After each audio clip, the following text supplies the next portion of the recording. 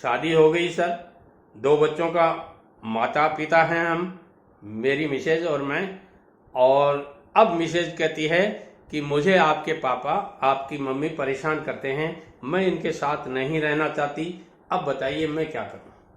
ऐसे कमेंट कई बार आते हैं, आपने भी अपने आस पड़ोस में देखा होगा। गूगल पर, यूट्यूब पर, इंस्टाग्राम पर, फेसबुक पर आप प्रतिदिन ये सब देखते होंगे। मैं कहना चाहूँगा कि मम्मी पापा के सिवाय आपका है कौन?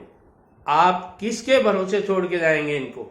अकेली संतान है आप, दूसरी संतान हो तो भी उनके साथ छोड़ सकते हैं, मगर आप तो कह रहे हैं कि मैं अकेली संतान हूं।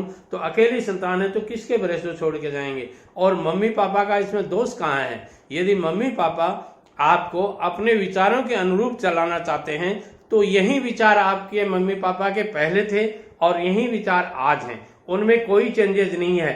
चेंजेज हुआ है तो आपकी परिस्थितियों में हुआ है। आपकी शादी हो गई, अब परिस्थिति दूसरी तरह की हो गई, आपकी मिसेज के विचार कुछ और हैं। वहां उसने अपने दादाजी के साथ में, अपनी दादी जी के साथ में कुछ दूसरा व्यवहार देखा होगा। आपके यहाँ आपके पिताजी ने, आपके माताजी ने आपके दादाजी के साथ दूसरी तरह का व्यवहार, यानी अच्छी तरह का व्यवहार किया होगा, इसीलिए ये सारी बातें आई हैं। आप उनको समझा सकते हैं, उनका दिमाग माइंड वॉश कर सकते हैं और सही तरीके से अपनी फैमिली को एंजॉय कर सकते हैं। देखिए दोस्तों, हर चीज जिंदगी इतनी सुंदर नहीं होती है। ध्यान से सुनिएगा, जिंदगी इतनी सुंदर नहीं होती है, जिंदगी को सुंदर बनाना पड़ता है।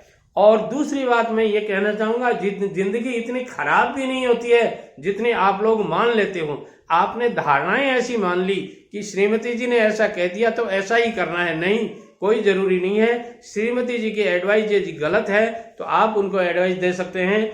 आप किसी अपने अच्छे जानकार परिचित बुजुर्ग को या आपके पापा जी के दोस्त को या उनकी मिसेज को ला करके समझा सकते हैं, उनका माइंड वॉश कर सकते हैं और एक कंबाइंड फैमिली जो आपकी होनी चाहिए। और फिर आपका तो कोई बड़ा परिवार ही नहीं बता रहे हैं आप कह रहे हैं कि मैं तो केवल अकेली संतान हूं मेरे माता पिता के। तो अब बताइए, माँ बाप के सिवाय आपका कौन है? और माँ बाप के लिए आपके सिवाय कौन है? फिर आप इनको छोड़ के जाएंगे या अलग गृहस्थी बसाएंगे? मैं कहना चाहूंगा थोड़ा सा कुछ, वो एक कहावत है ना, 2 कदम तुम भी चलो 2 कदम हम भी।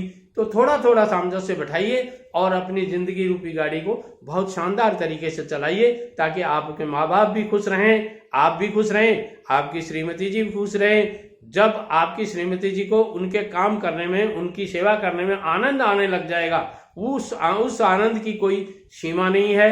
वो आनंद अतुलनीय है, उसका कोई तोल मोल नहीं होता। आपकी श्रीमती जी को कहिए कि सेवा भाव से मन के द्वारा, मतलब आत्मा के द्वारा उनकी सेवा करें, मन के द्वारा मत कीजिए। मन चंचल मन लालची, मन कपटी मन चोर, मन के मते न चालिए, पलक पलक मन और।